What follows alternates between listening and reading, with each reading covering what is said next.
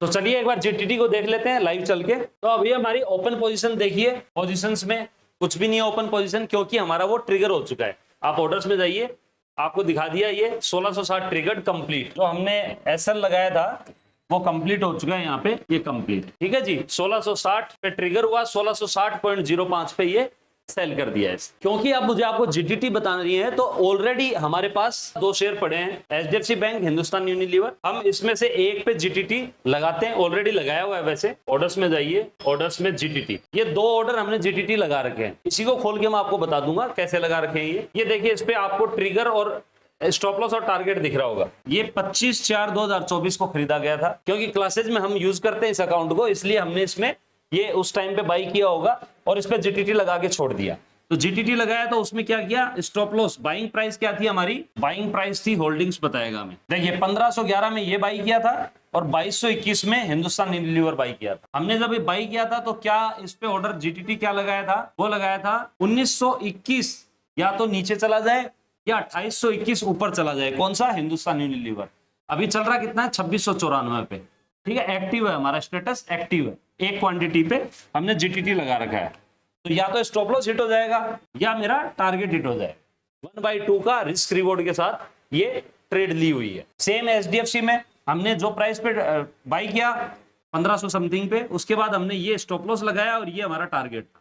दोनों हिट नहीं हुए, इसमें भी प्राइस जो है 1661 चल रही है, ठीक है। दोनों में ही न इधर आपका स्टॉप लॉस भी हिट नहीं हुआ है, ना इधर आपका टारगेट हिट हुआ है, तो इसलिए ये लाइव आपको दिख रहे हैं, ठीक है। ये जीटीटी होता है, होता कैसे है, ओपन कर लेते हैं, एक को मॉडिफाई करते हैं, एडिट। अब देखिए इसमें आपको दिख रहा होगा ट्रांजैक्शन टाइप, क्योंकि हमने बाई किया हुआ है तो हम एग्जिट की पोजीशन बताएंगे। आप देखिए हमने सेल ऑर्डर डाला हुआ है यहाँ पे। ओको क्या होता है, वन कैंसिल्स अदर, कि एक ऑर्डर दूसरे को कैंसिल कर देता है, ओको ऑर्डर। ट्रिगर टाइप जो है वो ओको है, कि या तो आइदर हमारा स्टॉप लॉस हिट होगा या फिर हमारा टारगेट हिट होगा। जो भी हिट होगा दूसरा ऑर्डर ऑटोमेटिकली कैंसिल हो जाएगा। 2 ऑर्डर इसमें हमने लिए हैं। ये देखिए पहला इसमें है स्टॉप लॉस ऑर्डर, तो स्टॉप लॉस ऑर्डर हमने लिया हुआ है, इसमें हमने ट्रिगर डाला 1921 और एक क्वांटिटी प्राइस डाल दी 1900, मतलब 1921 अगर प्राइस नीचे की तरफ चली जाए तब मेरा ट्रिगर हो जाना चाहिए और 1900 रुपए तक बिक जाना चाहिए। ये मैंने आपका सीएनसी का मतलब कैरी फॉरवर्ड वाला, और लिमिट का मतलब लिमिट डाली हुई है कि इतना मेरा ट्रिगर है और इतनी मेरी प्राइस है, इसमें मेरा नीचे की तरफ एग्जिट हो जाना चाहिए। सिमिलरली टारगेट भी डाला हुआ है, ट्रिगर प्राइस ऊपर की तरफ 2821 और ऑब्वियसली प्राइस थोड़ी ऊपर होगी तो 2850। इस तरह से हमने ये ऑर्डर डाले हुए हैं। तो ये होता है हमारा GTT order, good till triggered. ये मैं यूज करता हूं पर्सनली, और ज्यादातर लोग जो भी इन्वेस्टमेंट करते हैं जिनको प्राइस एक्शन की थोड़ी समझ होती है, वो अपने प्राइस एक्शन बेस पे बड़े टाइम फ्रेम के हिसाब से ये सब करके रखते हैं। आपको बड़ा टाइम फ्रेम, छोटा टाइम फ्रेम ये सब देखना है तो हमने फ्री में एक सीरीज बना रखी है, 9 डेज में ट्रेडिंग कैसे सीखें, वो आप YouTube पे चेक कर सकते हैं सीरीज को। उसमें हमने पूरा बताया हुआ है, छोटा टाइम फ्रेम, बड़ा टाइम फ्रेम कैसे करते हैं, ट्रेड कैसे लेनी होती है। या फिर आप चाहते हैं कि A to Z से लेके पूरा एक्सपर्टीज तक मेरे को जानना है, तो हमारा कोर्स आप वेबसाइट से बाई कर सकते हैं। बहुत ही नॉमिनल प्राइस में हमने कोर्स को रखा हुआ है, बिकॉज हमारा मोटिव है कि हम ज्यादा से ज्यादा लोगों को अवेयरनेस फैला सके, और पैसा कमाओ या कमा नहीं सको तो कम से कम खो मत, इस पोजीशन में ला सके। तो चलिए आगे चलते हैं हम। ये आप समझ गए होंगे मेरे ख्याल से, जो जीटीटी लिखा हुआ है, ये जीटीटी ये कैसे काम करता है पूरा। इसके अंदर और सारी चीजें हैं, वो भी थोड़ा थोड़ा बता देता हूँ कि इंटरफेस में क्या क्या होता है, वो सारा देख लीजिए आप। ये 1 2 3 4 5 6 7 ये आपकी वॉच लिस्ट होती है। इनके अंदर आप शेयर्स के नाम वगैरह सब डाल सकते हैं। जैसे मैंने 5 नंबर की अभी सेलेक्ट कर रखी है, उसमें मैंने ये 5 नंबर है, उसमें ये 5 6 जो हैं वो इंडेक्स प्लस शेयर्स के नाम डाल रखे हैं। जो ही मैं 5 नंबर की वॉच लिस्ट पे जाऊंगा तो ये सामने खुल जाएंगे। इसके बाद यहाँ पे मैंने बाई सेल वाला आपको बता ही दिया। ये डैशबोर्ड है, इसमें आपका सब कुछ बताता है। इक्विटी में कितना पैसा आपने डाला है, कमोडिटी में कितना डाला है, होल्डिंग में क्या आपकी पोजीशन चल रही है, ठीक है। ये आपका ऑर्डर्स है, ऑर्डर्स में आपके GTT orders, basket orders. Basket order क्या होता है कि आपको एक साथ कई शेयर्स को खरीदना है, जैसे 4-5 टाइप के शेयर्स हैं, आपने अपनी लिमिट ऑर्डर डाल दी, सबकी प्राइसिंग डाल दी और डाल के एक साथ एग्जीक्यूट कर दिया, बास्केट चला गया। ऑप्शंस वाले कैसे यूज करते हैं, हेजिंग में यूज कर लेते हैं। जैसे एक पोजीशन को सेल कर रहे हैं, उसके अगेंस्ट दूसरी को बाई कर रहे हैं, तो वो इसको बास्केट को यूज करते हैं मार्केट ऑर्डर के साथ में। तो जो ही प्लेस करेंगे सारे ऑर्डर उनकी अवेलेबिलिटी और प्राइस के हिसाब से एग्जीक्यूट हो जाएंगे एज सुन एज पॉसिबल, ठीक है। एसआईपी हम करते हैं, सिस्टमेटिक इन्वेस्टमेंट प्लान, जो मंथली आप करना है वो भी यहाँ पे हो सकता है। अलर्ट्स में आप क्या क्रिएट न्यू अलर्ट भी कर सकते हैं, कि आपको अगर किसी का निफ्टी 50 लास्ट प्राइस इतनी थी, इतना से ज्यादा या इतने से कम हो जाए तो मुझे इंटीमेट कर देना। तो ये आपका ब्रोकर जो भी होगा वो आपको एक मैसेज भेज देता है कि आपने जो अलर्ट लगाया था वो प्राइस आ चुकी है। फैसिलिटी बहुत है यार, आप अगर आता है आपको ट्रेडिंग थोड़ा बहुत या आपने सीख लिया है, फैसिलिटीज बहुत हैं, उनको यूज करके आप अपनी लाइफ को थोड़ा सुकून भरा बना सकते हैं, इन्वेस्टमेंट लाइफ को, और बेटर डिसीजंस ले सकते हैं। फिर आपका होल्डिंग्स है, होल्डिंग में आपके कितने शेयर्स आपके पास हैं वो आते हैं होल्डिंग में आपका ऑप्शंस नहीं आता है ना, फ्यूचर ऑप्शंस नहीं आता, वो डेरिवेटिव्स हैं, वो आपके हमेशा पोजीशन में दिखाएंगे, और पोजीशन में या तो इंट्राडे पोजीशन होंगी या फिर आपके फ्यूचर एंड ऑप्शंस की पोजीशंस दिखाते हैं। तो चलिए हम फिर से अपना बेसिक कोर्स पे चलते हैं, स्लाइड पे चलते हैं और देखते हैं आगे क्या है। Stock trading cost in India, यहाँ पे कितना पैसा लगता है। अभी फिलहाल बहुत ज्यादा इस पे बवाल मचा हुआ है कि प्राइस बढ़ा दी है। अभी बजट में भी एसटीटी चार्जेस को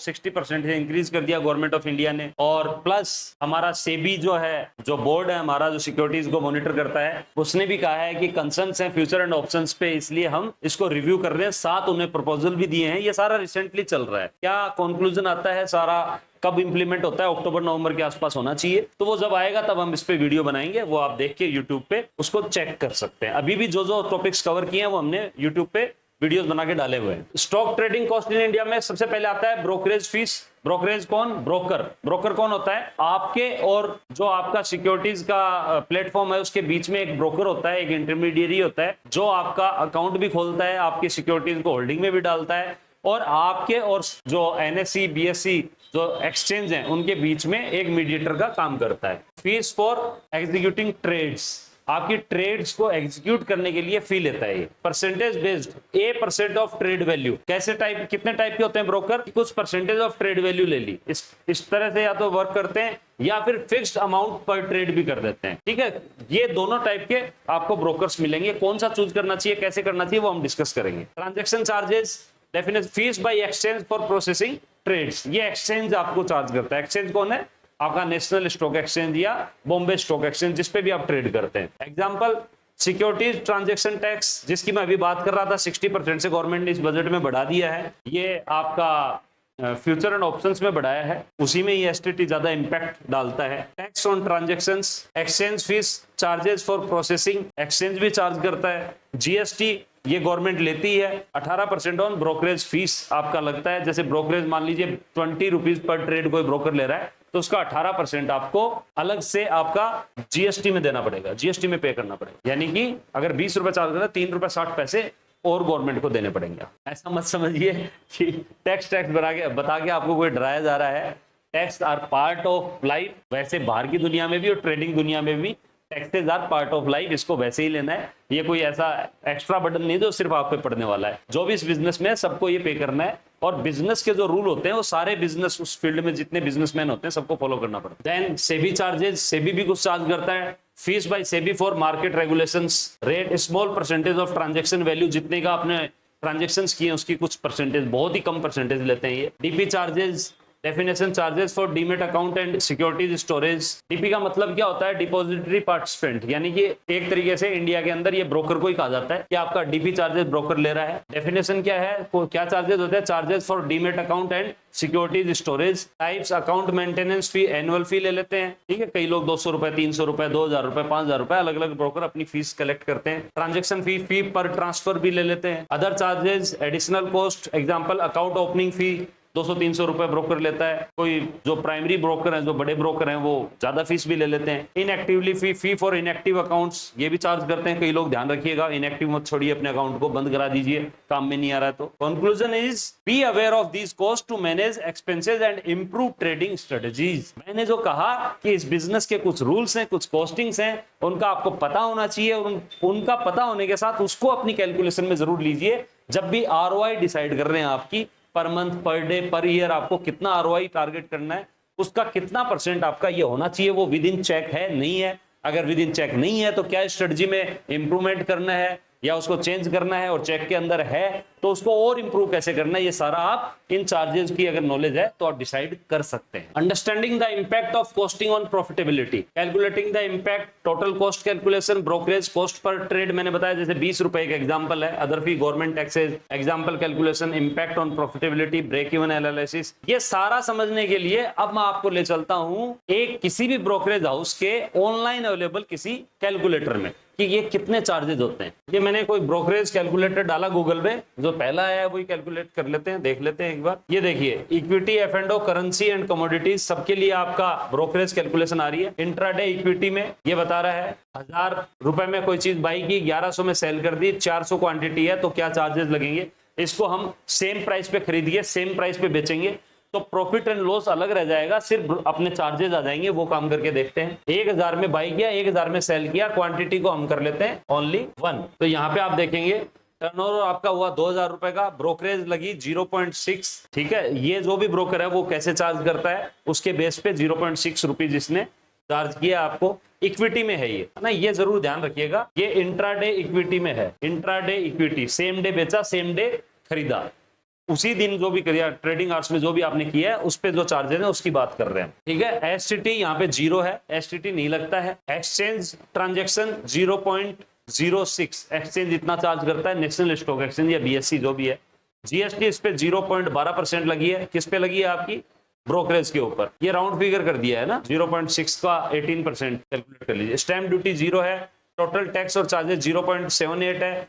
पॉइंट्स टू ब्रेक इवन, हमने वहां पढ़ा था ना ब्रेक इवन के लिए क्या करना होगा, तो पॉइंट्स इतने कलेक्ट करोगे आप, मतलब 1000 रुपए का अगर खरीदा है आपने कोई चीज तो उसे 1000.78 रुपए में जब बेचोगे तो आप 0 पे रहोगे।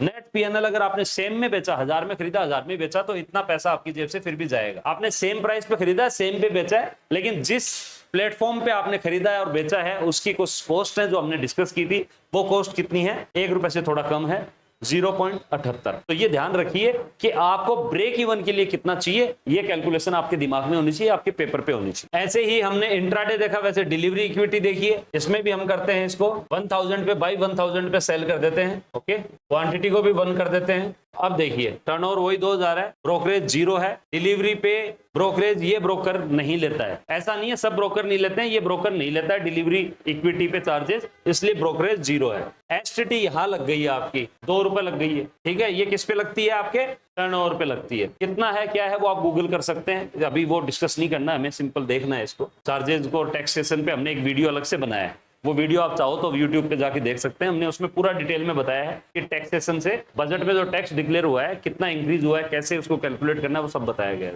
Exchange transaction charge 0.06, DP charge 15.34। DP charge मतलब वो डिपॉजिटरी वाला जो ब्रोकर ही है अपने इंडिया में, 2-3 चेन होती है लेकिन ब्रोकर उसके बिहाफ पे कलेक्ट कर लेता है, वो डिस्ट्रीब्यूट कर देता है उन चेन्स पे। जो उसके पास खुद के पास होती है सुविधाएं, उसका चार्ज खुद रख लेता है, जो नहीं होती है वो आगे NSDL, CSDL, ये सारे आप डिटेल में हमारे कोर्स में कवर करते हैं, बट आप थोड़ा बहुत आप चाहो तो गूगल कर सकते हो। बाकी आपके काम की चीज इतनी है नहीं, आप तो ब्रोकर समझिए, ब्रोकर आपसे इतने पैसे ले रहा है, 15.34 रुपए। जीएसटी इस पे 0.01 लग रही है। टोटल टैक्स चार्जेस 17 रुपए 41 पैसे लग रहे हैं। आप देखिए इंट्राडे में सिर्फ 1 रुपए से कम लग रहा था, यहाँ पे आपके 18 रुपए के आसपास लग गए हैं, 17.5 रुपए लग गए हैं। तो आपको ब्रेक इवन के लिए कितना में बेचना पड़ेगा इसको, ब्रेक इवन अगर करना है तो जब भी बेचें, एक दिन बाद, सेम डे के बाद आप कभी भी बेचें तो 1017.41 तक तो आप ब्रेक इवन होंगे। जब आप 1018 में बेचेंगे तो 50 पैसे इस पे कमाई होगी आप। सिमिलरली आप फ्यूचर्स में आ जाइए, फ्यूचर्स में भी मैं वही कर देता हूँ। क्वांटिटी निफ्टी 50 का फ्यूचर ले लेते हैं, एक लॉट में 25 क्वांटिटी होती है। ऑप्शंस में भी वही ले लेंगे, जो करते हैं उन्हीं के लिए है ये, जो नहीं करते हैं बिल्कुल बिगिनर है, जिनको कुछ नहीं पता है उनके लिए तो ये यहाँ पे चीज ओवर हो चुकी है। 1 मिनट में मैं ये ऑप्शन और फ्यूचर और बता दूंगा। तो आप देखेंगे यहाँ पे आपके 22 रुपए 93 पैसे आपको चाहिए होते हैं ना, एसटीटी और सारे चार्जेस हैं, ये आप खुद भी चेक कर सकते हैं। सिमिलरली आप ऑप्शंस में जाते हैं, 100 रुपए का 100 रुपए में बेच दिया ऑप्शन कोई, ये ऑप्शन की प्राइस है, 100 रुपए में खरीदा 100 में बेच दिया, वही 25 क्वांटिटी, तो आपका 52 रुपए, आपको 152 रुपए तो चाहिए ही। इसने ब्रोकरेज बढ़ा दिया शायद, पहले 20 दिखाता था, अभी आपको 52 रुपए तो कम से कम इसमें चाहिए इस ब्रोकर के हिसाब से। ठीक है, इसमें ब्रोकरेज चार्जेस ये डिफर कर सकता है ब्रोकर टू ब्रोकर, कुछ चार्जेस तो फिक्स होते हैं गवर्नमेंट के, बट बाकी डिफर कर सकते हैं। आप अपने लिए बेस्ट सुटेबल चार्जेस वाला ब्रोकर चूज कर सकते हैं। तो दोस्तों मेरे ख्याल से मैंने ये आपके कॉस्टिंग पार्ट पूरा कवर कर दिया है। Trading strategy, consider cost, include trading cost in strategy, minimize cost, choose brokers with lower fees and limit trades. इसके लिए ना दो टाइप के मोटा मोटी आपके ब्रोकर्स को कहा जाता है, एक डिस्काउंट ब्रोकर और एक प्राइमरी ब्रोकर्स। प्राइमरी ब्रोकर्स होते हैं, उनके चार्जेस हाई होते हैं बट उनकी फैसिलिटीज ज्यादा होती हैं।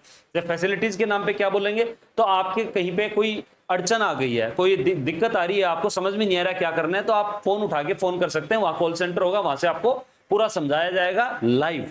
लेकिन जो डिस्काउंट ब्रोकर होते हैं, क्योंकि ये सारी कॉस्ट कट करके रखते हैं, इसलिए वो आपको इनिशियली चार्जेस जो है वो कम लेते हैं। वो ये मान के चलते हैं कि आप इतने समझदार हैं कि आपको प्रॉब्लम नहीं आएगी। तो आपके लिए क्या सुटेबल है ये आप ही डिसाइड कर सकते हैं। आपको प्राइमरी ब्रोकर चाहिए, आपको डिस्काउंट ब्रोकर चाहिए, चार्जेस कम देने हैं या फैसिलिटी ज्यादा लेनी है, depends on you. So thank you दोस्तों, मॉड्यूल 3 अपना यहीं खत्म होता है। अब हम मॉड्यूल 4 में समझेंगे फंडामेंटल एनालिसिस। बहुत इंपॉर्टेंट टॉपिक है, इसको कवर करेंगे।